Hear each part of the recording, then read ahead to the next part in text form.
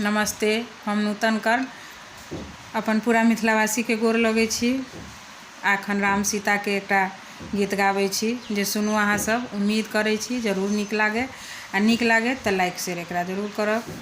आ इहे आशा के साथ ई गीत गाबै छी तऽ सुनू। मोहि लेलकै सजनी मोर मनमा पहुन मारा घो। मोहि लेलकै सजनी मोर मनमा पहुन मारा घो।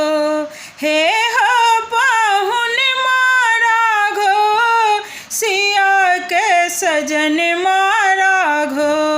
हे हो पहुन मारा घो सिया के सजन मारा घो। मोहि लेलकै सजनी मोर मनमा पहुन मारा घो। जुलमी जुलफिया कारी माथे मानी मोरिया नारी। जुलमी जुलफिया कारी माथे मानी मोरिया नारी। लाल लाल भाले पर चनन माँ पहुन मारा घो।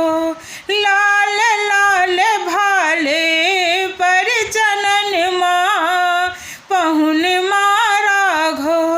हे हो पहुन मारा घो सिया के सजन मारा घो।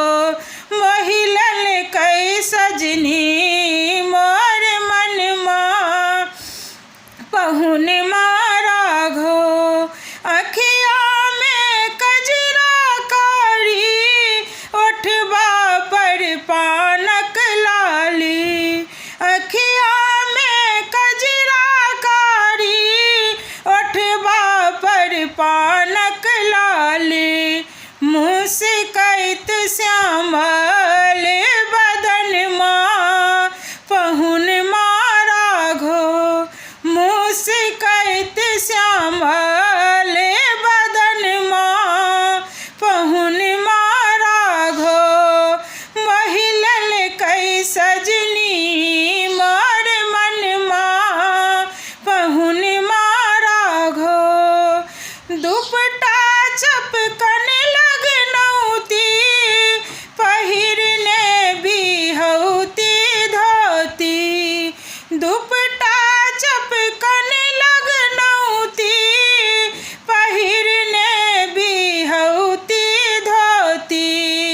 पहुँची पर आमा के कंगन माँ पहुन मारा घो। पहुँची पर आमा के कंगन माँ पहुन मारा घो। हे हो पहुन मारा घो सिया के सजन मारा घो। मोहि लेलकै सजनी मोर मनमा पहुन मारा घो। धनी धनी किशोरी मोरी देखल सिनहिया जोड़ी। धनी धनी किशोरी मोरी देखल सिनहिया जोड़ी। हिया मोर कोहबर भवन माँ पहुन मारा घो। हिया मोर कोहबर भवन माँ पहुन मारा घो। मोहि लेलकै सजनी मोर मनमा पहुन मारा घो। धन्यवाद। नीक लागे तऽ एकरा लाइक शेयर जरूर करब।